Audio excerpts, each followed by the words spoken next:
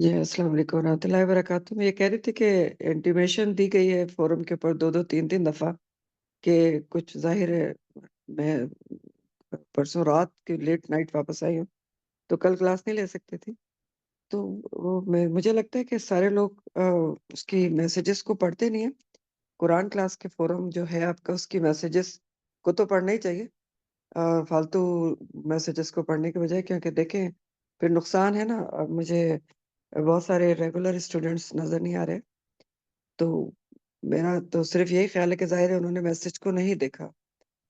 Anyway चलें आपके पास एक अपॉर्च्युनिटी है कि आप उसमें रिकॉर्डिंग में सुन सकते हैं। लेकिन लाइव क्लास की जो बरक़ात होती हैं, ज़ाहिर है वो लाइव क्लास के अंदर ही होती हैं। क्लास के लिए कुरान क्लास के लिए जो अहादीस हैं, वो ज़ाहिर है वो क्लास में मौजूद होने से वो बरक़ात मिलती हैं। एनीवे हम शुरू करते हैं। आज की तफ़सीर हमारी सूरह यूसुफ आयत नंबर 43 से और मुश्किल अल्फाज में बीच में ही आपको एलाबोरेट करूँगी। बल्कि इस बारे में भी सोचिएगा कि अब अल्हम्दुलिल्लाह आपका ये 12वाँ सिपारा ख़त्म हो रहा है, तो बजाय इसके कि मैं एक दिन ट्रांसलेशन लेती हूँ और दूसरे दिन फिर अल्फाज को एलाबोरेट करती हूँ, तो बेहतर ये होगा कि हम अगर बुध को भी थोड़ी बहुत तफ़सीर ले लें और जुमेरात को भी ले लें, तो जल्दी आप कवर अप कर सकेंगे। इस बारे में भी सोचिएगा, क्योंकि अल्फाज तो मैं दोबारा भी आपको पूरे बताती हूँ। तो इस बारे में भी आप लोग सोच के फिर अपनी राय से आगाह कीजिएगा। चलें तफ़सीर शुरू करते हैं। अल्फ़ाज़ बीच में नोट डाउन कर लीजिएगा, इंशाल्लाह बताऊँगी और हमेशा ही बताती हूँ, उसी तरह से। और ट्रांसलेशन भी मैं पहले पूरी पढ़ती हूँ, तो 2 दफ़ा करने का मुझे कोई इतना फ़ायदा नज़र नहीं आता, इसलिए ज़रा इस बात पे गौर कीजिएगा। चलें, सूरह यूसुफ है, आयत नंबर 43 वक़ालल मलिकु इन्नी अरा सबअ बक़रातिन सिमान याकुलूहुन्ना सबउन इजाफुन व सबअ सुम्बुलातिन खुदरिन व उखरा याबिसात या अय्युहल मलउ अफ्तूनी फी रुयाया इन कुंतुम लिर्रुया ताबरून। और कहा बादशाह ने, बेशक मैंने देखा है। अब क्या देखा है? यानी मैंने ख्वाब में देखा है। ख्वाब में देखा है कि 7 मोटी गायें हैं। सब बकरातिन सिमानिन, बकरातिन जो है वो बकरतुन की जमा है। बकरा अरबी में गाय को कहते हैं और सिमानिन जो है ये समीन की जमा है, मोटे को कहते हैं, मोटे ताजे को। तो पहले अल्फाज देख लें फिर आपको इकट्ठा ही तर्जुमा बताता हूँ। इजाफुन जो है वो कहते हैं मोटी पतली को। आजफ की जमा है, आजफुन की जमा है इजाफुन, पतली। सुम्बुलातिन जो है सुम्बुलतुन की जमा है, बाली को कहते हैं सुम्बुलात, बालियां। खुदरिन माने हरा रंग होता है। और याबिसातिन ये याबसतुन, याबिसतुन की जमा है, या बिसतुन की जमा है। इसम फाइल जमा मुअन्नस है, याबिसात यानी खुश्क बालियां। एक और लफ्ज है यहाँ पर ताबरून, जो अबरा से है, ऐन बे रे। अबरा कहते हैं किसी नहर या किसी वादी को पार कर जाना, उबूर कर जाना। लेकिन अबारतुल रुया, अबारतुल रुया का मतलब होता है ख्वाब की ताबीर बताना। इसी मानी में यहाँ पर आ रहा है। तो अब देखें कि बादशाह ने कहा, बेशक मैंने देखा है, यानी ख्वाब में देखा है। क्या देखा है कि 7 मोटी गायें देखता हूँ, जिन्हें 7 दुबली गायें खा रही हैं और 7 सब्ज बालियां और दूसरी खुश्क बालियां। 7 सब्ज बालियां, सबा सुम्बिलातिन खुदरिन व उखरा याबिसात, और दूसरी 7 खुश्क बालियां हैं। तो ए अय्युहल मलऊ, ए दरबारियों, अफ्तूनी मुझे फतवा दो, यानी अपने इल्म से बताओ। फी रोया मेरी ख्वाब के बारे में। इन कुंतुम अगर हो तुम, लि रोया ख्वाब के लिए, ताबरून ताबीर करने वाले। ये बादशाह ने कहा कि अपने दरबारियों को अपना ख्वाब सुनाता है कि मुझे ख्वाब की ताबीर बताओ। अब देखें कि काफी अरसे के बाद एक वाकया हुआ जिसने उस साकी को जो जेल से छूटा था, यूसुफ अलैहिस्सलाम को पैगाम याद दिला दिया। वो तो जाके भूल गया था। यूसुफ अलैहिस्सलाम ने कहा था ना कि जाके बताना मेरे बारे में بادشاہ کو تو وہ بھول گیا. اب اس کو یاد آیا جب بادشاہ مصر نے ایک خواب دیکھا. یہ بادشاہ مصر کی بات ہے. اس نے خواب دیکھا اور خواب سچا تھا. اب یہ بادشاہ مصر جو تھا وہ مسلم نہیں تھا، تو اس سے ہمیں پتہ چل رہا ہے کہ سچا خواب کوئی بھی دیکھ سکتا ہے. دوسری حیرت کی بات یہاں پر یہ ہے، بلکہ نوٹ کرنے کی بات یہ ہے کہ آپ دیکھ رہے ہیں یوسف علیہ السلام کی زندگی میں آزمائش خواب سے شروع ہوئی. اسٹارٹ کہاں سے ہوا تھا؟ خواب سے. ٹھیک ہے. اس کے بعد جیل میں بھی انہوں نے خواب کی سچی تعبیر بتائی ہے دونوں قیدیوں کو. اور اب یہ جو تیسرا خواب یہ دیکھا گیا ہے بادشاہ نے، اس کی تعبیر بتانے سے ان کی آزمائش ختم بھی ہو جائے گی. تو اس سے کیا پتہ چلتا ہے کہ خواب کچھ نہ کچھ حقیقت تو ضرور رکھتے ہیں. لیکن بات وہی ہے کہ میں بار بار کہتا ہوں، یاد رکھیں کہ ہر خواب سچا نہیں ہوتا، مبشرات میں سے نہیں ہوتا، اور بہت زیادہ اہمیت خوابوں کو نہیں دینا چاہیے، کیونکہ بس اہمیت ہو بھی سکتی ہے لیکن نہیں بھی ہو سکتی. تو بادشاہ نے خواب یہ دیکھا کہ 7 دبلی گائیں ہیں جو 7 موٹی گایوں کو کھا رہی ہیں اور کھا کر ختم بھی کر دیا. دوسرا منظر یہ دیکھا اس نے کہ 7 سوکھی بالیاں ہیں، گیہوں کی جیسے بالی ہوتی ہے نا، جو 7 سرسبز بالیوں پر لپٹ گئی ہیں اور انہیں ختم کر دیا انہوں نے. تو کافی پریشان کن اور ڈراؤنا خواب تھا. تو اس نے درباریوں سے پوچھا کہ تم اگر خواب کی تعبیر کر سکتے ہو تو مجھے خواب کی تعبیر بتاؤ میرے خواب کی. اب اس کے درباریوں میں نجومی بھی تھے اور دانش مند بھی تھے، تو اس لیے اس نے سب کو دعوت دی. لیکن درباری تو خواب سن کر مشکل میں پڑ گئے. وہ کہنے لگے کہ قالو ادغاث الاحلام، انہوں نے کہا کہ یہ تو پراگندہ خواب ہیں، اور وما نحن بتاویل الاحلام بعالمین، اور ہم ایسے خوابوں کی تعبیر جاننے والے نہیں ہیں. تو انہوں نے درباریوں نے کہا کہ یہ جو تمہارا خواب ہے ملا جلا قسم کا خواب ہے، اس کی کوئی تعبیر ہمیں نہیں پتا، اس قسم کی خواب کی تعبیر کا ہمیں علم نہیں ہے. ادغاث الاحلام ہے. اب ادغاث الاحلام کو ذرا دیکھ لیں. ادغاث الاحلام، ادغاث کا لفظ جو ہے وہ دغسا سے ہے. دعات غین اور سے. دغس کے مطلب ہوتے ہیں غلط خلط ملت کرنا، ملا جلا دینا. ٹھیک ہے، پراگندہ کر دینا کسی چیز کو. اور ادغاث کے مطلب ہوتے ہیں ادغاث الرؤیا. لکھیے، ادغاث الرؤیا، اس کے معنی ہوتے ہیں جو رویا خواب کو کہتے ہیں نا. ادغاث الرؤیا کے مطلب ہوتے ہیں خواب، ایسا خواب جو شک میں ہو، خواب کو شک کے ساتھ بیان کرنا. ٹھیک، ادغاث الرؤیا کہلاتا ہے. اور ادغاث الاحلام کیا ہوتے ہیں؟ احلام کا جو لفظ ہے یہ حلم کی جمع ہے، اور حلم کا مطلب ہوتا ہے ڈراؤنا خواب یا مخلوط قسم کا خواب. ٹھیک، تو ادغاث الاحلام کے کیا مطلب ہو گئے کہ ایک ملے جلا خواب ہے جس میں کوئی پراگندہ خواب ہے جس کی کوئی حقیقت نہیں ہے. یہ کہتے ہیں اس کے درباری کہ یہ تو ادغاث الاحلام ہے، کوئی ایسے ہی غلط ملت قسم کا مشکوک قسم کا خواب تمہیں نظر آ گیا، مخلوط قسم کا، اور ایسے خوابوں کی تعبیر ہمیں کرنا نہیں آتی. ٹھیک، ایسے قسم کے جو خواب ہیں ان کی تعبیر کا ہمیں خاص علم نہیں ہے. وما نحن بتاویل الاحلام بعالمین. وقال الذی نجاہما، اور کہا اس شخص نے نجا جس کو جو نجات دیا گیا تھا، منہما ان دونوں میں سے. کن دونوں میں سے؟ جیل میں سے جو 2 لوگ چھوٹے تھے اس میں سے ایک شخص جو اب دربار میں شراب پلاتا تھا، بادشاہ کو ساقی تھا، اس نے کہا وقال الذی نجا منہما وادکر، اور اس نے یاد کیا بعد امتن، ایک مدت کے بعد اس کو یاد آیا. وادکر، وادکر کا جو روٹ ہے ذکرہ ہے، ذکر سے ہے یہ لفظ، لیکن یہاں تو کہیں بھی دور دور بھی زال نہیں ہے، وادکر ہے. تو یہ کیسے ہو گیا؟ میں باب وادکر کا افتعال ٹرانسلیشن، سے. جی، وادکر کا معنی ہے اس نے یاد کیا، اس کو یاد آیا. تو بات یہ ہے کہ وادکر کا ورڈ باب افتعال سے ہے، اور اس میں کچھ الفاظ کی تبدیلی ہوتی ہے کچھ کنڈیشنز میں. تو یہ ادکرا کا جو لفظ ہے اصل میں از تکرا تھا، الف زال تے کے ساتھ از تکرا تھا. تو یہ جو اس کی تا ہے اس کو دال میں تبدیل کر کے ادغام کر دیا گیا ہے. ٹھیک، دال سے اس کو دو الفاظ کی تبدیلی ہوئی ہے اس کے اندر. اتنا یاد رکھیں کم از کم کہ یہ باب افتعال سے ہے جس میں کچھ الفاظ کی تبدیلی ہوتی ہے، ورنہ اس کا روٹ ذکری ہے، اور اصل میں یہ ورڈ کیا ہے؟ استکرہ، استکرہ، ٹھیک ہے، یہ لفظ ہیں۔ تو بہرحال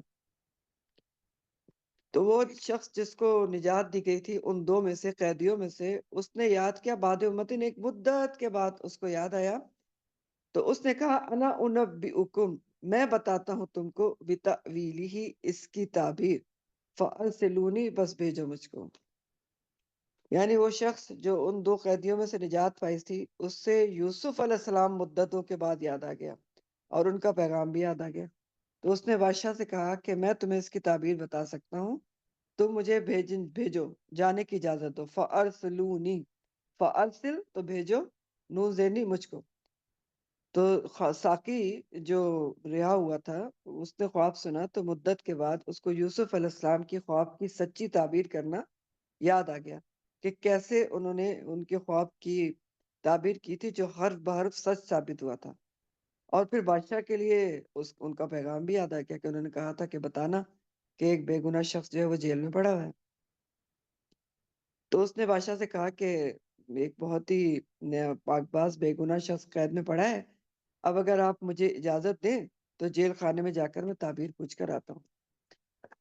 تو بادشاہ نے اس کو اجازت دے دی، اور وہ جیل جاتا ہے اور کہتا ہے کہ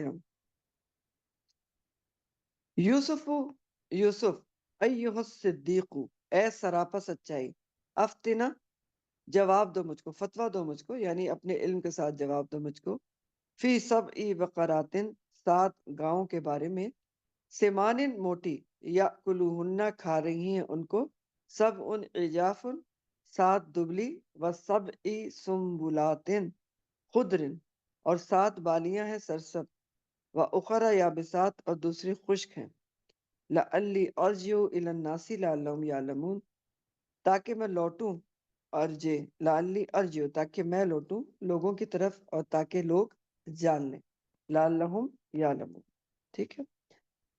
تو جیل پہنچ کے مصر کے بادشاہ نے خواب دیکھا کہ اگر کوئی بھی اس کی تعبیر نہیں کر پا رہا تھا، تو اس بادشاہ کا نام تفاسیر میں بعض میں لکھا ہوا ہے ریان بن ولید، ریان بن ولید۔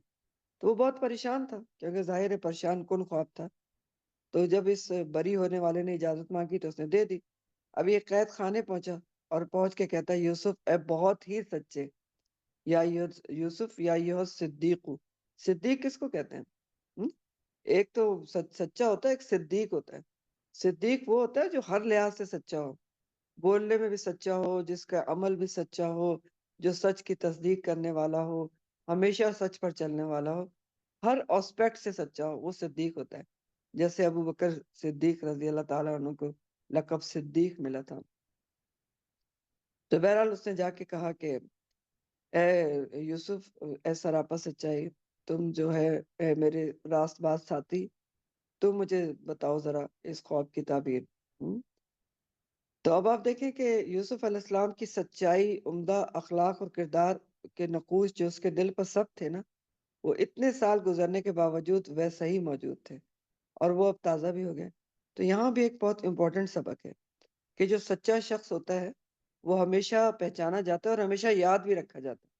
سچائی پر چلنے والا جو ہے اس کو لوگ یاد رکھتے ہیں، ہاں؟ عمر بھر یاد رکھتے ہیں۔ اخلاق اور کردار والے انسان کو لوگ پوری زندگی یاد رکھتے ہیں، اس پر بھروسہ رکھتے ہیں، بلکہ اس کے مرنے کے بعد بھی یاد رکھتے ہیں کہ سچا انسان تھا۔ سچائی ایک ایسی چیز ہے، صدق اور صدیق۔ بہرحال اس ساقی نے یوسف علیہ السلام سے جیل میں ملاقات کی، اور بادشاہ کا پورا خواب حرف بحرف بتا دیا۔ آپ دیکھ رہے ہیں نا، اسی الفاظ میں بتاتا ہے۔ یہ ایسا کیوں کیا؟ کیونکہ اگر خواب میں آپ اپنی طرف سے رد و بدل کر دیں تو تعبیر بھی بدل سکتی ہے۔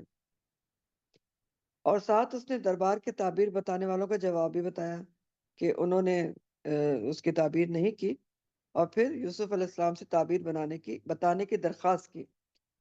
اور تعبیر بتانے کا غرض کیا اس نے بتائی؟ اس نے کہا لعلی ارجع الی الناس لعلہم یعلمون، تاکہ میں لوگوں کی طرف لوٹوں اور تاکہ لوگ جان لیں۔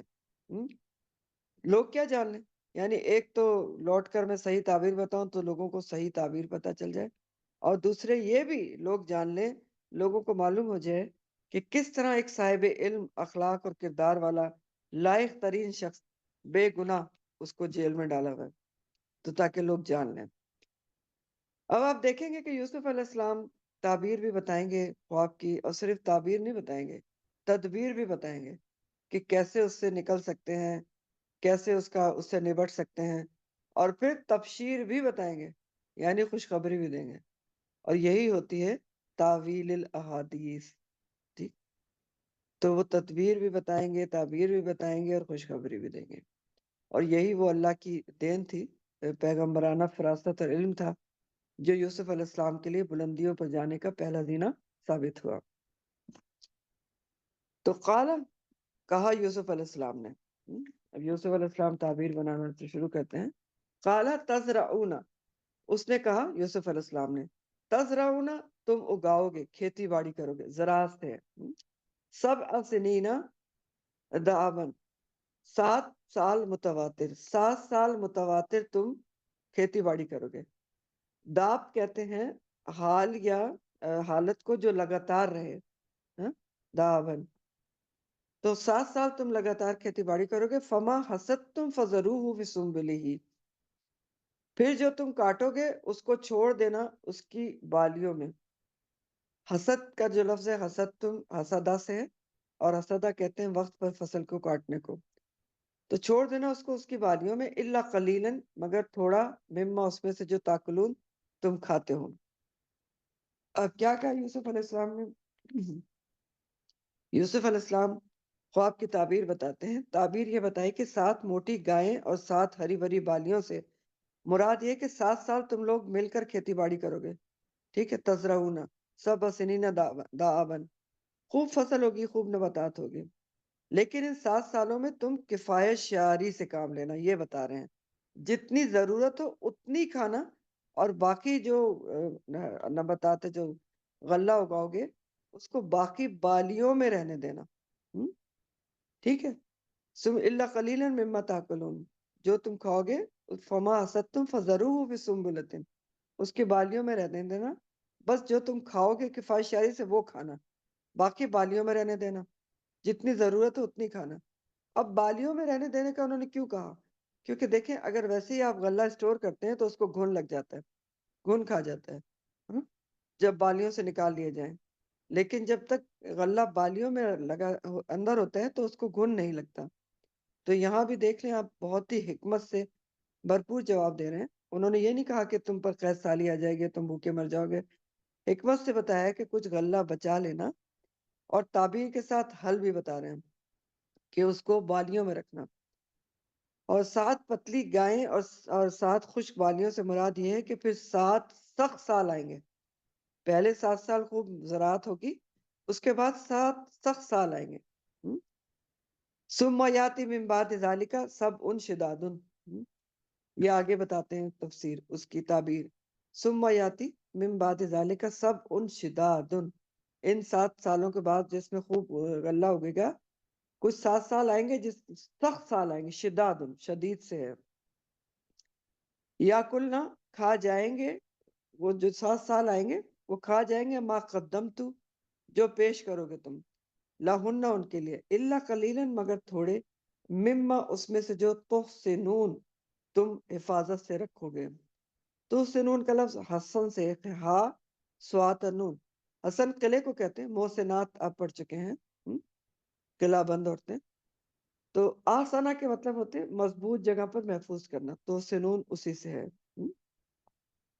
تو اب یہ مزید اس کی تعبیر خواب کی بتاتے ہیں کہ پہلے تو تم 7 سال خوب زراعت کرو گے، لیکن کرنا یہ کہ اس میں سے کچھ غلہ سارا نہیں کھانا، کفایت شعاری سے کھانا، اور کچھ کو بالیوں میں ہی محفوظ رکھ لینا، کیونکہ 7 پتلی گایوں اور 7 خشک بالیوں سے مراد یہ ہے کہ جو اگلا خواب کا حصہ ہے کہ پھر 7 سخت سال آئیں گے، خوش سالی ہو جائے گی، اس میں تم یہ غلہ کھاؤ گے جو بالیوں میں بچا کر رکھا ہوا ہے۔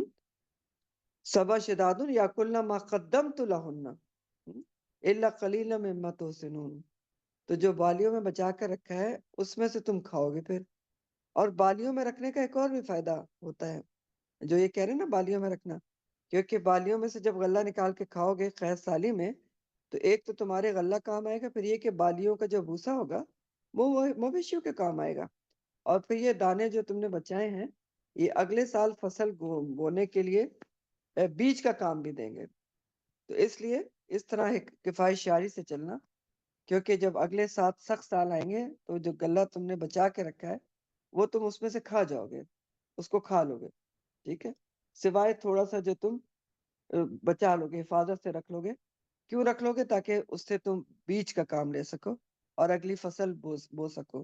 مزید پھر آگے بھی تعبیر بتاتے ہیں، ثم یاتی من بعد ذالک عام فیہ یغاث الناس، پھر آئے گا ان سالوں کے بعد، یعنی 7 سال اچھا غلہ ہوگا، 7 سال قحط سالی ہوگی، 15واں سال جو آئے گا نا من بعد ذالک، اس کے بعد عامن ایک سال آئے گا، اس میں کیا ہوگا؟ فیہ، اس میں یغاث الناس، لوگوں کی فریاد رسی کی جائے گی، ٹھیک، لوگوں کی فریاد سنی جائے گی، یا لوگوں پر خوب بارش ہوگی، ٹھیک، اور فیہ یعصرون، اور تم اس میں رس نچوڑو گے۔ اب یہ اس لفظ کو دیکھ لیں، یہ جو یہاں پر آیا ہے یغاث الناس، یغاث الناس کے 2 معنی میں نے آپ کو کر کے بتایا نا، کہ جس میں خوب بارش ہوگی یا لوگوں کی فریاد رسی کی جائے گی۔ تو یغاث کا لفظ جو ہے غاصہ سے، غاصہ، ٹھیک، غاصہ کہتے ہیں ضرورت کے وقت کسی کی مدد کرنا، فریاد رسی کرنا۔ فریاد رسی کیا ہوتا ہے؟ فریاد سن کے اس کا تدارک کرنا۔ تو غاصہ کے مطلب ہوتے ہیں ضرورت کے وقت مدد کرنا، فریاد رسی کرنا۔ اور غیث وہ بارش ہوتی ہے جو ضرورت کے وقت اور ضرورت کے مطابق ہو، غیث بارش کو بھی کہتے ہیں، اس بارش کو جو ضرورت کے وقت ہو اور ضرورت کے مطابق ہو۔ اور یاسرون کا وقت پہلے بھی آپ کو بتایا تھا، اسرا سے ہے، اثر کہتے ہیں، اثر کے 2 معنی ہوتے ہیں، عین سوات رے، زمانے کو بھی کہتے ہیں، والعصر ان الانسان لفی خسر، قسم ہے زمانے کی، اور اثر کے معنی ہوتے ہیں نچوڑنا بھی، پھلوں سے یا رس نچوڑنا وغیرہ، اور دونوں ہم معنی بھی ہیں۔ اگر آپ دیکھیں تو زمانہ بھی کیا کرتا ہے؟ نچوڑتا ہی ہے نا۔ تو بہرحال وہ یہ کہتے ہیں، اگلی بات بتاتے ہیں کہ یہ جو قحط کے 7 سال آئیں گے، اس کے بعد ایک سال آئے گا جس میں خوب خوب بارش ہوگی، لوگوں کی داد رسی کی جائے گی، لوگوں کی سنی جائے گی، اللہ تعالیٰ بارش برسائے گا، فیہ یغاث الناس، خوب پیداوار ہوگی، کھیتی باڑی بکثرت ہوگی، خوب پھل پھول ہوں گے، اور لوگ فیہ یعصرون، خوب رس نچوڑیں گے پھلوں کے، اور جانوروں کے تھن وغیرہ دودھ سے بھر جائیں گے، دودھ خوب نچوڑیں گے، نکالیں گے، یعنی خوب خوشحالی ہوگی ان سالوں کے بعد جو سال آئے گا۔ اب یہ بات آپ دیکھیں بادشاہ کے خواب کا حصہ نہیں تھی، یہ تو وہ اپنی طرف سے بتا رہے ہیں، کہ وہ تو تعبیر تو وہیں تک تھی کہ 7 سال جو ہے پہلے اچھی فصل ہوگی، 7 سال قحط سالی ہوگی، بات ختم ہوگی۔ لیکن وہ آگے بھی بتا رہے ہیں کہ نہیں، آگے بھی ایک سال آئے گا جس میں لوگوں کی داد رسی ہو جائے گی۔ تو یہ حصہ نہیں تھی، لیکن جو علم یوسف علیہ السلام کو اللہ نے دیا تھا اس کے مطابق یہ تبشیر تھی، خوشخبری تھی، کیونکہ اللہ تعالیٰ نے آپ کو، ان کو، یوسف علیہ السلام کو علم و حکمت دونوں سے نوازا تھا، تو تعبیر بھی بتائی اور بےحد حکمت سے حل کے ساتھ بتائی، اور پھر خوشخبری بھی دی کہ ان سب کے بعد ایک ایسا سال آئے گا جس میں خوب بارشیں ہوں گی اور خوب تم پھل وغیرہ نچوڑو گے، خوشحالی ہو جائے گی۔ تو یہ تعبیر انہوں نے بتائی، تو جا کے اس نے بادشاہ کو تعبیر بتائی، وقال الملک، تو کہا بادشاہ نے، ائتونی، اس کو لاؤ، بھی میرے پاس لے آؤ اس کو، ائتونی بھی، اس کو میرے پاس لے آؤ، یوسف علیہ السلام کو۔ فلما، تو جب جاءہ، وہ آیا اس کے پاس، الرسول، پیغام لانے والا، کس کے پاس آیا؟ یوسف علیہ السلام کے پاس بادشاہ کا پیغام لے کر آیا پیغمبر، کہ آپ کو رہائی ملی ہے، بادشاہ نے بلایا۔ تو یوسف علیہ السلام اس کو کہتے ہیں، قال ارجع، یوسف علیہ السلام نے کہا ارجع، واپس جاؤ، الی ربکا، اپنے آقا کے پاس۔ یہاں جو رب ہے وہ آقا کے معنی میں آیا ہے، کہ اپنے آقا کے پاس واپس جاؤ، یعنی بادشاہ کے پاس۔ فاسألہ، پھر اس سے سوال کرو، پوچھو، ما بال النسوۃ، کیا حال ہے ان عورتوں کا، اللاتی، جنہوں نے قطعنا، کاٹ لیے تھے، ایدیہن، اپنے ہاتھ، ان ربی، بے شک میرا رب، بکیدہن، ان کی قید سے، ان کی چالوں سے، علیم، خوب واقف ہے۔ تو بادشاہ نے کہا تعبیر سن کے اتنی خوبصورت کہ تم میرے پاس لے کر آؤ یوسف علیہ السلام کو۔ لیکن جب قاصد اس کے پاس پہنچا، یعنی بادشاہ بہت متاثر ہو گیا تعبیر سے، تو بادشاہ نے کہا کہ جاؤ میرے پاس لاؤ تاکہ میں ایسے شخص کے علم اور قابلیت کے مطابق اس کو عہدہ دوں، تک بھی تکریم کروں اس کو اس کی تعظیم کروں، اس کی قدردانی کروں۔ لیکن جب وہ لینے کے لیے ہرکارا پہنچا یوسف علیہ السلام کے پاس اور بادشاہ کا پیغام دیا، تو بجائے باہر آنے کے یوسف علیہ السلام اس سے کہتے ہیں اتنے سالوں سے قید میں تھے بے گناہ، یہ نہیں کہ فوراً باہر آ گئے۔ انہوں نے کہا نہیں، اپنے آقا کے پاس واپس جاؤ اور اس آقا سے کہو بادشاہ سے کہ پہلے یہ معلوم کرے کہ ان عورتوں کا کیا قصہ تھا جنہوں نے اپنے ہاتھ کاٹ لیے تھے۔ پہلے یہ معلوم کرے بادشاہ کہ ماں بال نسوت اللاتی قطعن ایدیہن، اور بے شک میرا رب جو ہے وہ بہت زیادہ کیا ہے، لوگوں کی چالوں سے، خفیہ تدبیروں سے خوب واقف ہے۔ یعنی پہلے میری عفت، عزت اور بے گناہی کو ثابت کرو، بادشاہ سے کہو پتہ کرے کہ میرا رب تو جانتا ہے کہ میں گناہ ہوں، بے گناہ ہوں، پاکیزہ ہوں، لیکن میں چاہتا یہ ہوں کہ سب کو معلوم ہو کہ اصل میں اس وقت قصہ کیا تھا، کیا ہوا تھا اس وقت۔ وہ قصہ تو دبا دیا گیا تھا، ٹھیک، جو اس وقت ہوا تھا، اور ان کو جیل میں ڈال دیا گیا تھا۔ تو وہ کہتے ہیں نہیں، بادشاہ سے کہو پہلے اس قصے کی پوری تحقیق کروائے کہ اس وقت ہوا کیا تھا۔ باہر نہیں آتے ہیں فوراً کہ پہلے میرے کردار پر سے یہ سارے چیزیں ہٹیں۔ تو یہاں پر بھی بہت امپورٹنٹ اسباق ہے۔ نمبر 1 تو یہاں پر ایک مومن کی گفتگو کا انداز پتہ چلتا ہے کہ رب کا ذکر بار بار ہوتا ہے، اور یہی ایک مومن کی پہچان کا ذریعہ بنتا ہے۔ آپ دیکھیں بار بار رب کا ذکر کر رہے ہیں، تو ہماری بھی گفتگو میں بھی رب کا ذکر آنا چاہیے، رہنا ہی چاہیے، کیونکہ مومن کی گفتگو ایسے ہی ہوتی ہے۔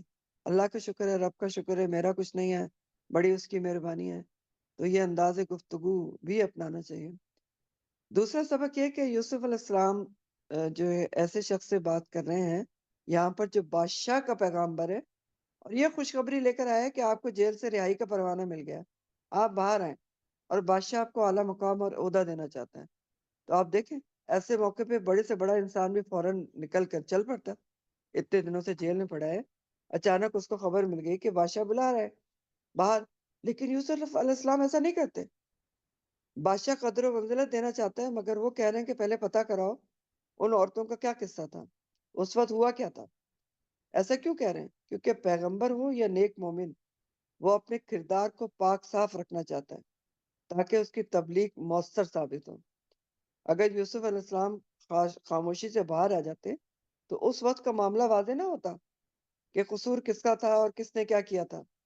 تو یہاں یوسف علیہ السلام نے جس پیغمبرانہ صبر و تحمل سے قید سے رہائی کا معاملہ تاخیر میں ڈالا کہ جب تک پوری تحقیق نہ ہو جائے میں باہر نہیں آؤں گا، اس کی تعریف نبی کریم صلی اللہ علیہ وسلم نے فرمائی۔ اور یہ بخاری کی حدیث ہے کہ نبی کریم صلی اللہ علیہ وسلم نے فرمایا کہ اگر میں اتنی دیر قید میں رہتا جتنی دیر یوسف رہے تو میں فوراً بلانے والے کے ساتھ ہو لیتا، لیکن اب یہ آپ صلی اللہ علیہ وسلم کا خوبصورت انداز تعریف ہے اور اظہار عاجزی اور عبودیت تھا، ورنہ آپ نے بھی کون سا چلا جانا تھا اگر آپ کے ساتھ بھی ایسے حالات ہوتے۔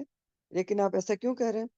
خوبصورت انداز تعریف ہے، اظہار عاجزی ہے، اظہار عبودیت ہے۔ تو چنانچہ یوسف علیہ السلام کے مطالبے پر بادشاہ مصر نے فوراً عورتوں کو بلا بھیجا جو اس تقیہ دار دعوت میں شریک تھیں۔ پتہ کرایا، بادشاہ تو اس کے لیے کوئی مشکل نہیں تھا، ریکارڈ نکلوایا اس نے پچھلا کہ دیکھو بھی کون کون سے اس میں جو تقریب ہوئی تھی کون کون تھا، اور اس نے کہا سب کو بلاؤ ذرا، اور اس نے انویسٹیگیشن شروع کی۔ تو کہا بادشاہ نے کہ قالا، اس نے کہا بادشاہ نے، ما خطبکننا، کیا معاملہ ہے تمہارا؟ خطب کہتے ہیں کہ ایک اہم معاملے کو، اور عام طور پر بڑے اور ناپسندیدہ معاملے کے لیے آتا ہے۔ تو عورتوں سے بادشاہ خط انویسٹیگیٹ کر رہا ہے، پوچھتا ہے ما خطبکننا اذ راوتن یوسف عن نفسہ قلنا حاشا للہ ما علمنا علیہ من سوء قالت امرات العزیزی الآن حس الحق انا راودتہ عن نفسہ وانہ لمن الصادقین۔ اب اس کا ترجمہ دیکھ لیں کہ بادشاہ نے عورتوں سے کہا تمہارا معاملہ کیا تھا جب تم نے یوسف کو اس کے نفس سے پھسلانا چاہا تھا؟ تو عورتیں بولی اللہ کی پناہ، حاشا للہ، ہم نے اس کی ذات میں کوئی برائی معلوم نہیں کی، ما علمنا علیہ من سوء۔ تو قالت امرات العزیز، تو عزیز کی بیوی اس وقت بولی، عزیز مصر کی بیوی، کہ الآن حس حس الحق، اب تو حق اچھی طرح واضح ہو گیا ہے۔ حس حسا کا معنی ہوتا ہے، اور اس کا روٹ بھی ربائی ہے، حس حس۔ حس حسا کا معنی ہوتا ہے کہ حق بات جو کسی دباؤ کی وجہ سے چھپی رہے، وہ دباؤ ہٹنے پر سامنے آ جائے۔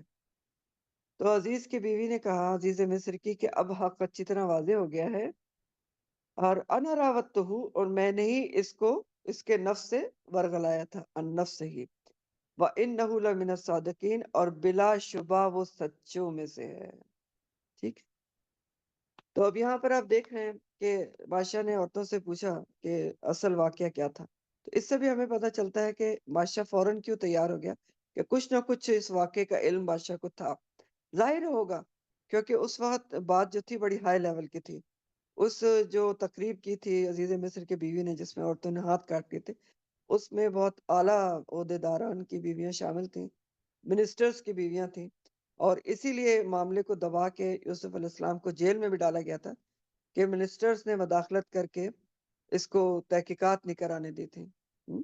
لیکن بادشاہ کے علم میں کچھ نہ کچھ تو تھا۔ یہ ہم آج بھی ہوتا ہے نا ایسا، آپ کو پتہ ہی ہے، افسوس کے ساتھ، دکھ کے ساتھ، کہ آج بھی ایسا ہوتا ہے جہاں پر بڑے لوگ انوالوڈ ہوتے ہیں تو اس معاملے کو دبا دیا جاتا ہے۔ غریبوں کے کوئی بات کون سنتا ہے، یا پھر یہ کہ بے گناہوں کی بات سنی نہیں جاتی اگر وہ اثر رسوخ والے نہ ہوں، تو یہی ان کے ساتھ بھی کیا گیا تھا۔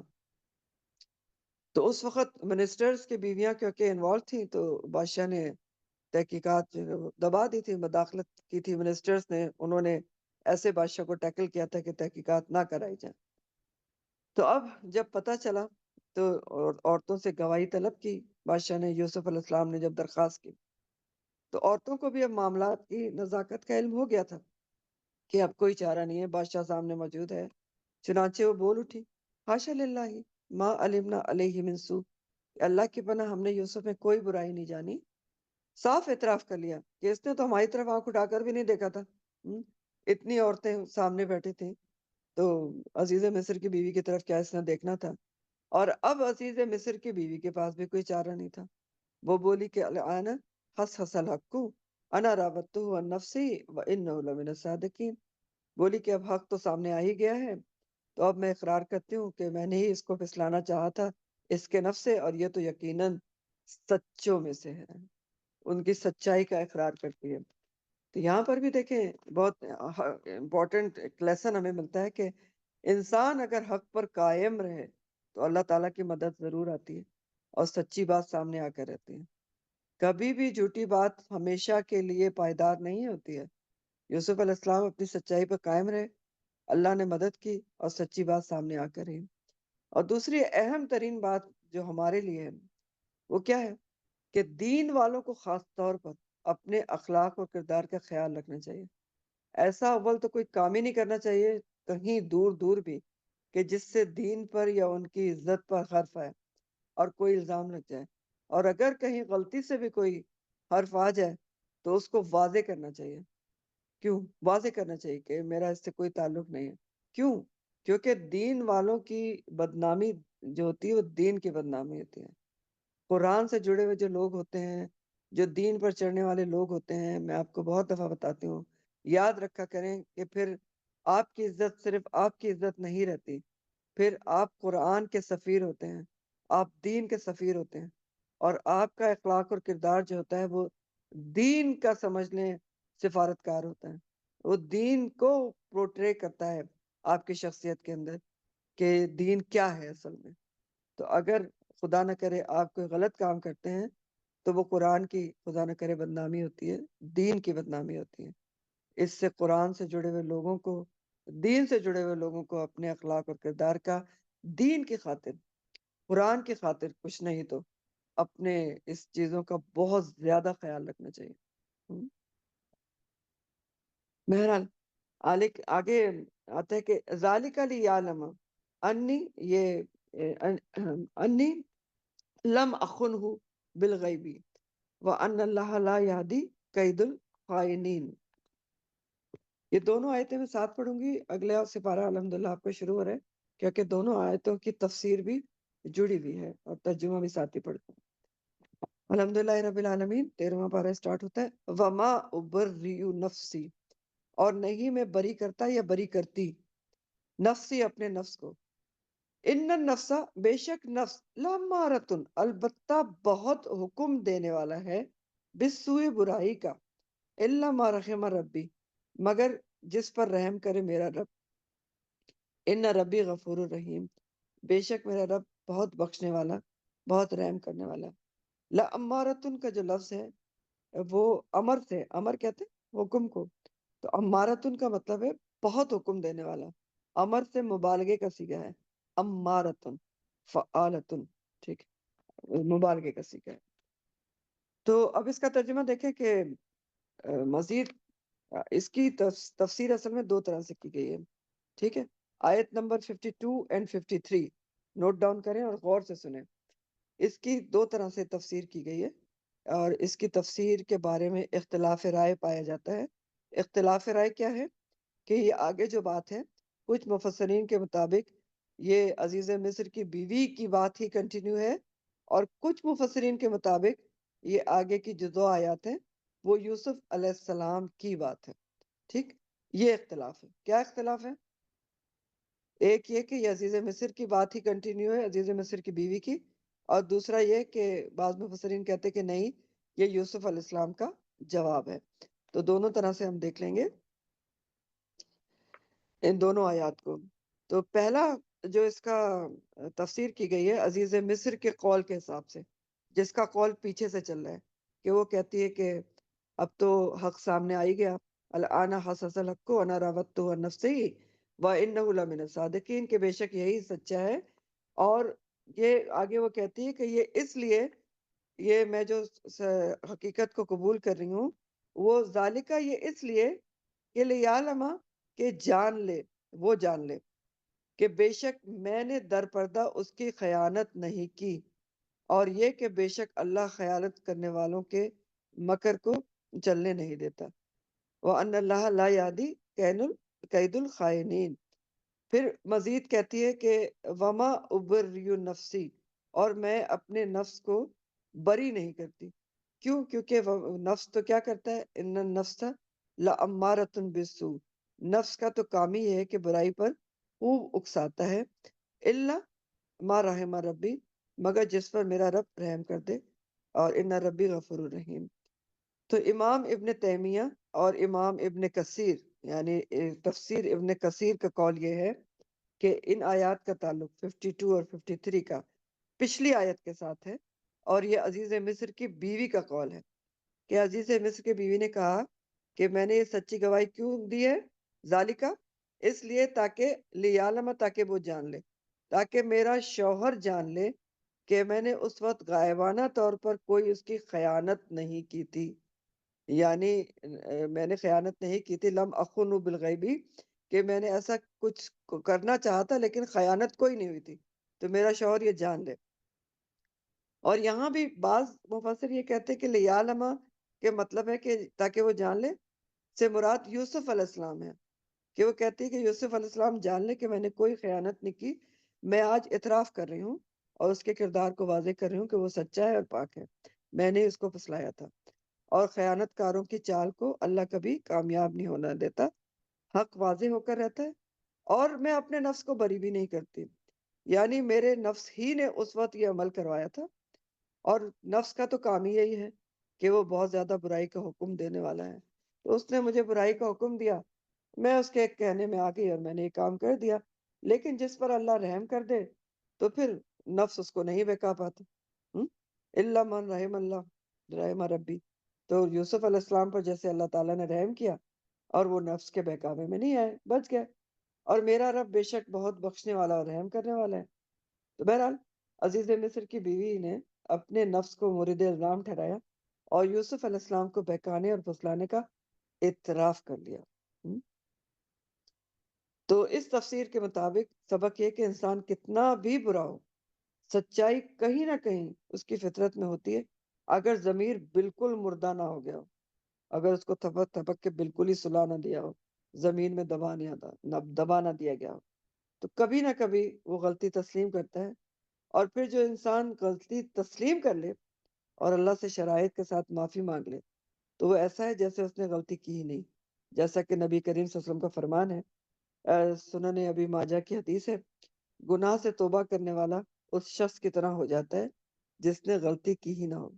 اور یہی عزیز مصر کی بیوی کہتی بھی ہے کہ جس پر اللہ رحم کر دے، اور بے شک میرا رب کیا ہے، بہت غفور الرحیم ہے، تو مجھے امید ہے کہ وہ مجھے بھی معاف کر دے گا۔ تو یہ تو ایک رائے ہے ان دو آیات کے بارے میں۔ دوسری رائے یہ ہے اس کی تفسیر کے بارے میں، آیت نمبر 52 53، کہ جب عزیز مصر کی بیوی نے اقرار کر لیا کہ وَإِنَّهُ لَمِنَ الصَّادِقِينَ، کہ بے شک جو یوسف ہے وہ سچوں میں سے ہے، اور عورتوں نے بھی گواہی دے دی، تو یوسف علیہ السلام نے کہا کہ میں جو فوراً جیل سے باہر نہیں آیا اور تحقیقات کرائیں تو یہ سب اس لیے کیا، ذالکا لیعلم، تاکہ وہ جان لیں انی لم اخن بالغیبی، تو وہ کہتے ہیں یہ سب میں نے اس لیے کرایا تاکہ عزیز مصر جان لے کہ میں نے اس کے ساتھ کوئی خیانت نہیں کی، اور تمام لوگوں کی نظروں میں بھی میری پوزیشن واضح ہو جائے، اور سبھی کو پتہ چل جائے کہ اللہ تعالیٰ خیانت کاروں کے فریب چلنے نہیں دیتا۔ اور یوسف علیہ السلام کا اگر قول لیں تو یہاں پر خیانت کار کون ہوں گے؟ اس سے مراد پھر ہاتھ کاٹنے والی عورتیں ہوں گی، جنہوں نے حقیقت حال جاننے کے باوجود یوسف علیہ السلام پر دباؤ ڈالا کہ مالکہ کی بات مان لیں، اور ان کی وجہ سے انہیں جیل جانا پڑ گیا۔ تو دوسری رائے کے مطابق یہ یوسف علیہ السلام نے کہا کہ میں نے یہ جو فوراً جیل سے باہر نہیں نکلا اور تحقیقات کرائیں تو یہ سب اس لیے کیا تاکہ لیعلم انی لم اخنہ بالغیبی وان اللہ لا یہدی الکید الخائنین، کہ میرا مالک جو ہے وہ جان لے کہ میں نے کوئی گھر میں رہتے ہوئے اس کے بیوی کے ساتھ کوئی خیانت نہیں کی تھی، اور سب لوگوں پر بھی میری پوزیشن واضح ہو جائے، اور اللہ تعالیٰ جو ہے کبھی بھی خیانت کاروں کی جو تدبیر ہے اس کو کامیاب نہیں ہونے دیتا۔ اور وما ابری نفسی، اور میں اپنے نفس کو بالکل بری نہیں کرتا، میں اپنے نفس کو بالکل بری نہیں کرتا۔ اس کے بھی جو ہے دو معنی کیے گئے ہیں، اس کو بھی ذرا غور سے سن لیں کہ وما ابری نفسی، ایک تو یہ کہ میں اپنے طور پر اپنے نفس کو میں نے اپنے طور پر بری نہیں کر لیا۔ پہلا معنی کیا ہے؟ میں نے اپنے طور پر اپنے نفس کو بری نہیں کر لیا کہ میں بہت پاک باز ہوں، میں نے ایسے کچھ نہیں کیا، بلکہ میں نے پورے طریقے سے جو الزام ہے اس کو اپنے اوپر سے ہٹایا ہے، پورے ثبوت اور گواہوں کے ساتھ ہٹانے کی کوشش کی ہے۔ وما ابری نفسی، ٹھیک، یہ نہیں کہہ دیا میں نے صرف اٹھ کے کہ میں بس بہت پاک باز ہوں، نہیں، میں نے پورے ثبوت اور گواہوں کے ساتھ اپنے نفس کو بری کرنے کی کوشش کی ہے۔ اور دوسرا معنی یہ کیا گیا ہے کہ میں یہ نہیں کہتا کہ مجھ سے غلطی ہو نہیں سکتی، ہم؟ یعنی اس میں اپنی بڑائی نہیں سمجھتا، غلطی کا امکان تو مجھ سے بھی ہو سکتا ہے۔ اب یہ کیوں کہہ رہے ہیں؟ یہ اپنے آپ کو تکبر سے بچانے کے لیے کہہ رہے ہیں کہ کہیں میرا نفس تکبر کا شکار نہ ہو جائے، ٹھیک، کہ اس میں میری کوئی بڑائی نہیں ہے، وما ابری نفسی، کہ میں نے بہت بڑا کام کیا اور میں بچ گیا اور مجھ سے کوئی غلطی کا امکان نہیں تھا، تو امکان تو میرے ساتھ بھی تھا، میں اپنے نفس کو پوری طرح بری نہیں کرتا، کیونکہ ان النفس لامارۃ بالسوء، کیونکہ نفس کا تو کام ہی یہ ہے کہ وہ بہت زیادہ برائی پر کی طرف آمادہ کرتا ہے، اکساتا ہے، ٹھیک، الا من رحم ربی، مگر جس پر اللہ تعالیٰ رحم کر دے، میرا رب رحم کر دے، ان ربی غفور رحیم، اور میرا رب بہت بخشنے والا اور رحم کرنے والا ہے۔ تو میں نے اللہ تعالیٰ نے سے رحم کی درخواست کی، اس سے پناہ مانگی، اس نے مجھے بچایا اور بچاتا رہا، تو بے شک میرا رب غفور الرحیم ہے۔ تو یوسف علیہ السلام کا یہ ایک انکساری اور عاجزی والا انداز ہے اور بیان ہے کہ اللہ کی طرف ساری توجہ ہے، کہ وہ کہتے ہیں کہ نہیں، اس میں میرے نفس کی کوئی بڑائی نہیں کہ میں نے بڑا کام کیا کہ میں نے اپنا آپ کو بچا لیا، تو نفس تو برائی کا حکم دیتا ہی ہے، لیکن یہ اللہ کا رحم تھا جس نے مجھ پر رحم کیا اور مجھے اپنے نفس کو برائی سے بچانے کی توفیق دی۔ اب آپ دیکھ رہے ہیں کہ یہاں پر نفس کی بات ہے، تو نفس کا جو ہے قرآن کریم میں 3 طرح کے نفس کی بات ہے، لیکن بات یہ ہے کہ نفس ایک ہی ہوتا ہے، ٹھیک ہے؟ ہر انسان کا نفس کیا ہوتا ہے؟ ایک ہی ہوتا ہے۔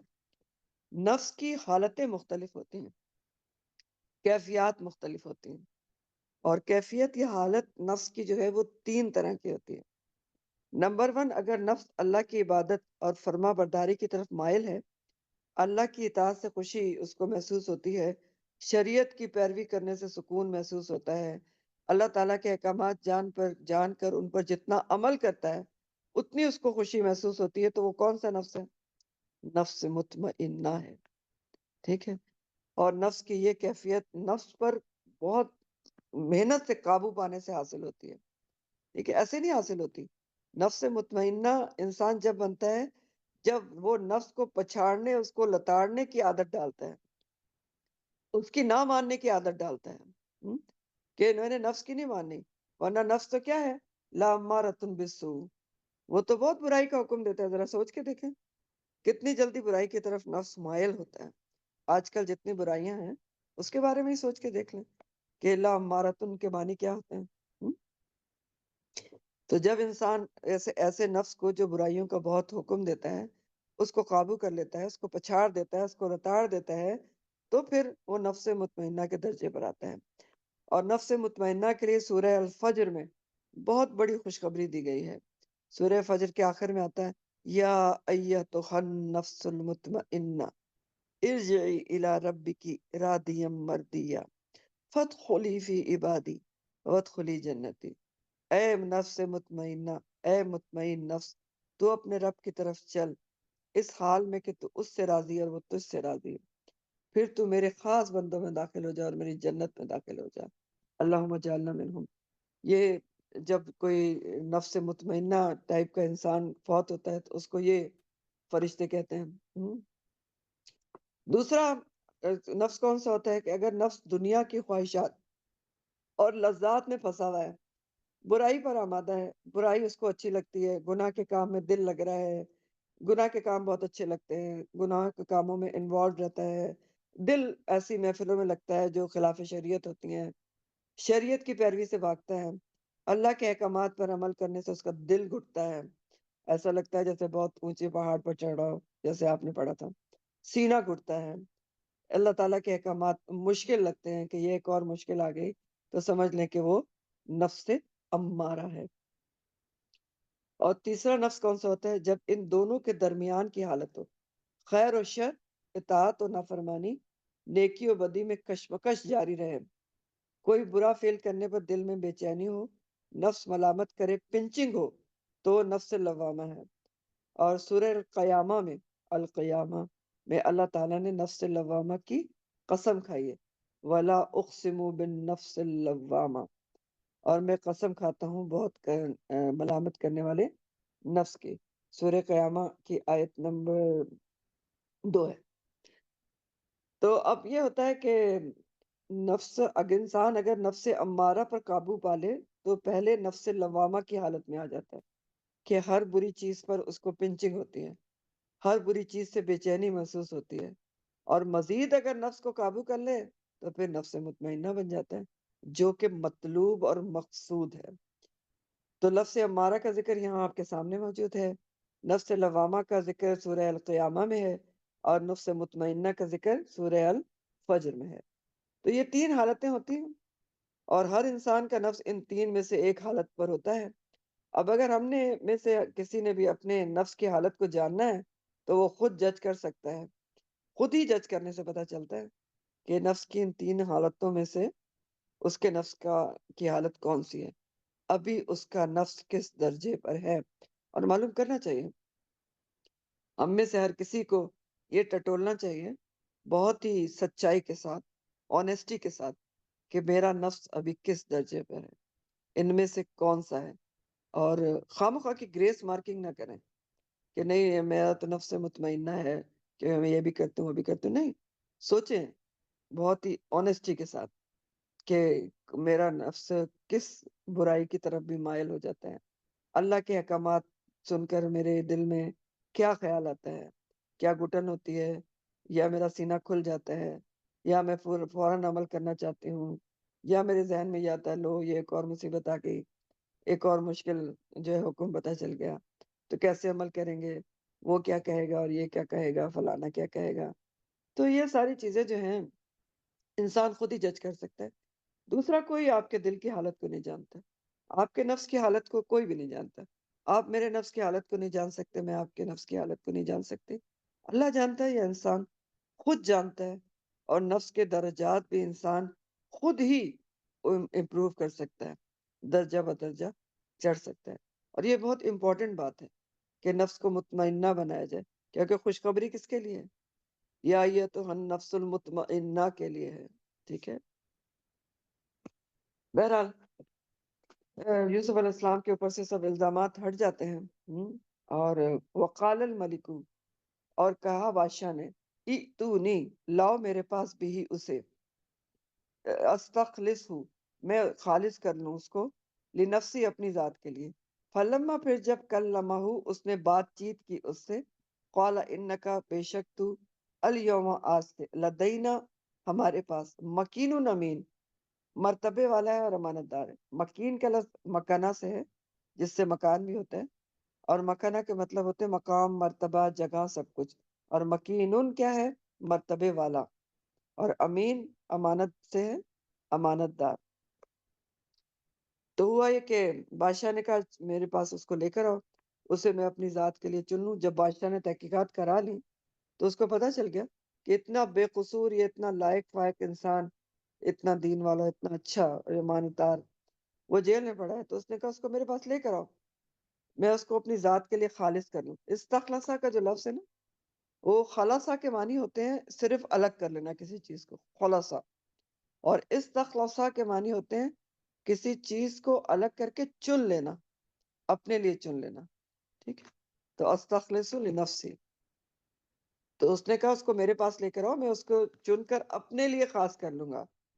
اور مزید جب یوسف علیہ السلام کو لایا گیا، اس نے یوسف علیہ السلام سے گفتگو کی، کلمہ، تو اس نے کہا کہ یقیناً آج سے تو ہمارے پاس مکین و امین ہے، بہت ہی امانت دار ہے، اور کیا ہے، بہت ہی مرتبے والا ہے. یعنی اس نے لانے کو کیا کہا کہ اس کو میرے پاس لاؤ، میں اپنے نفس کے لیے اس کو خالص کر لوں. یعنی اپنے علم کے، اپنے پاس اس کو بہت ہی کوئی قریبی ترین وزیر یا مشیر بنا لوں، کیونکہ وہ یوسف علیہ السلام کے علم و تدبر سے بہت متاثر تھا. اب مزید یہ جو واقعہ ہوا کہ اس قصے سے ان کی برات ظاہر ہوئی، تو ان کی قدر و منزلت اور بڑھ گئی. تو یہاں پر ہمارے غور و فکر کی بات یہ ہے کہ آپ دیکھ رہے ہیں کہ یوسف علیہ السلام کو کنویں میں پھینک دیا گیا، اس کے بعد مصر کے بازار میں بیچ دیا گیا. کیا کیا ہوا ان کے ساتھ؟ لیکن وہ صبر، تقوی اور احسان کے ساتھ زندگی میں چلتے رہے، اور اللہ نے ان کو کہاں سے کہاں پہنچایا. انہوں نے کوئی چال نہیں چلی، کوئی سیاست، کوئی پالیٹکس نہیں کی، کسی کی ٹانگ نہیں کھینچی، اور کہاں پہنچے؟ بادشاہ کے دربار میں.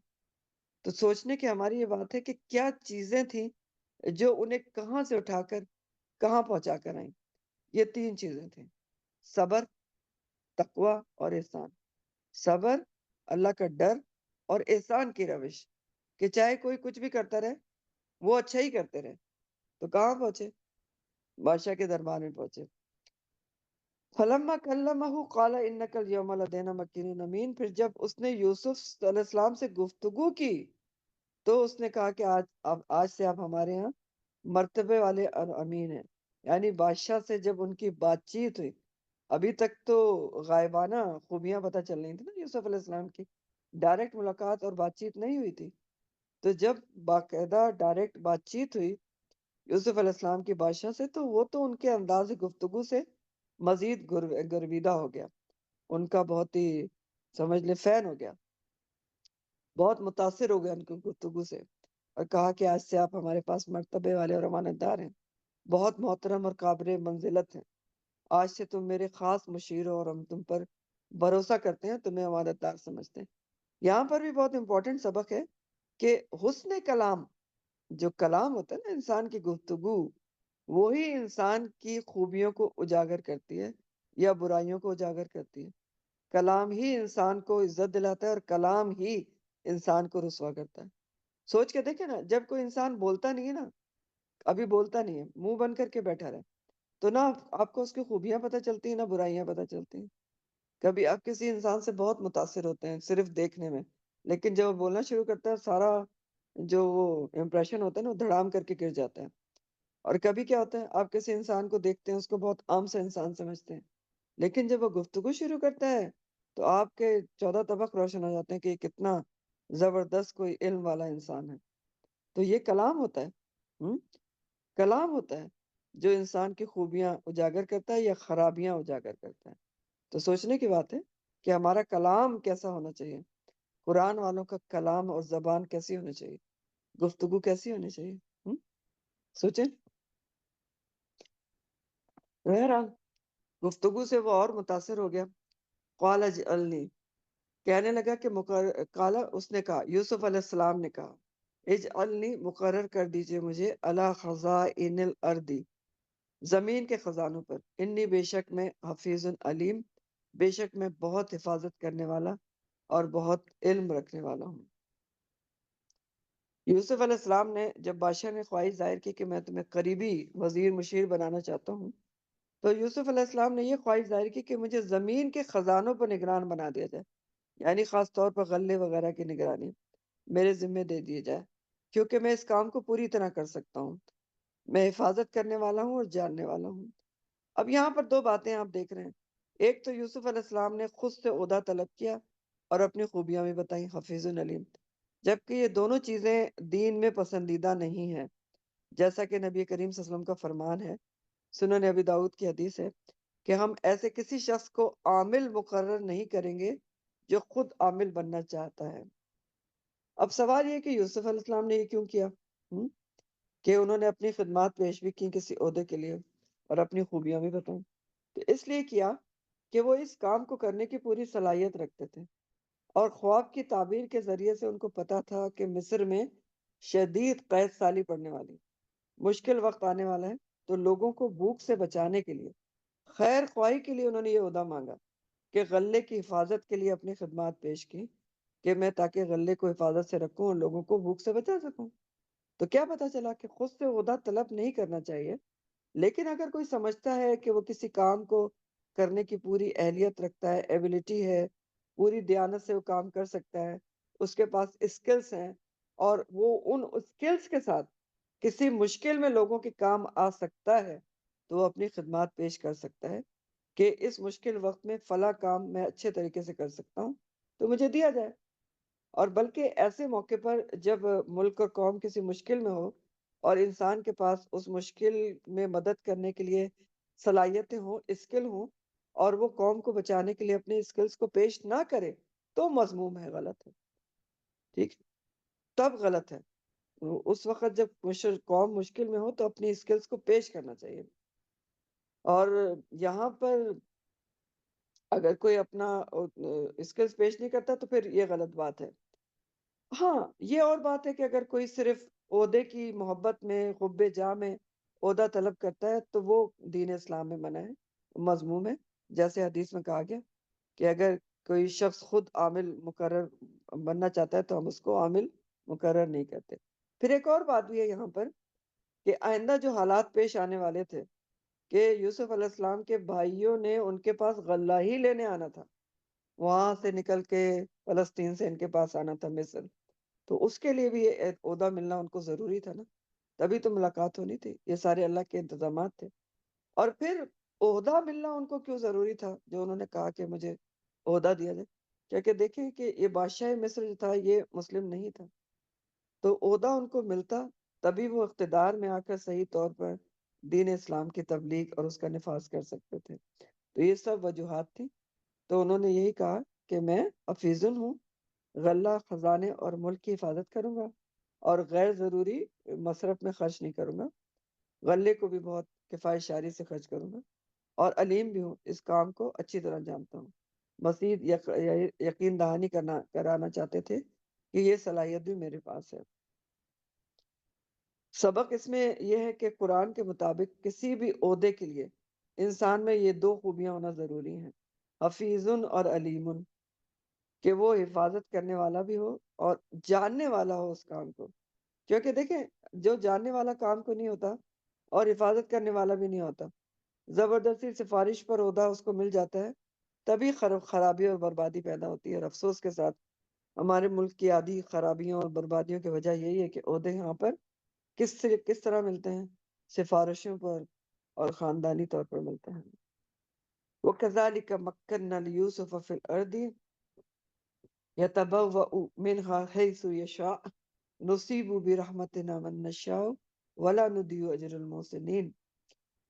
اور اسی طرح ہم نے یوسف کو زمین میں یعنی مصر میں اقتدار دیا، اچھے طریقے سے بسایا، وہ اس میں جہاں چاہتا تھا قیام کرتا، اور ہم اپنی رحمت سے جسے چاہے نوازتے ہیں، اور ہم محسنین کا اجر ضائع نہیں کرتے ہیں۔ تو سیدنا یوسف علیہ السلام کو اللہ تعالیٰ نے دیکھیں کہاں سے اٹھا کر کہاں لے کر گیا، اقتدار عطا کیا۔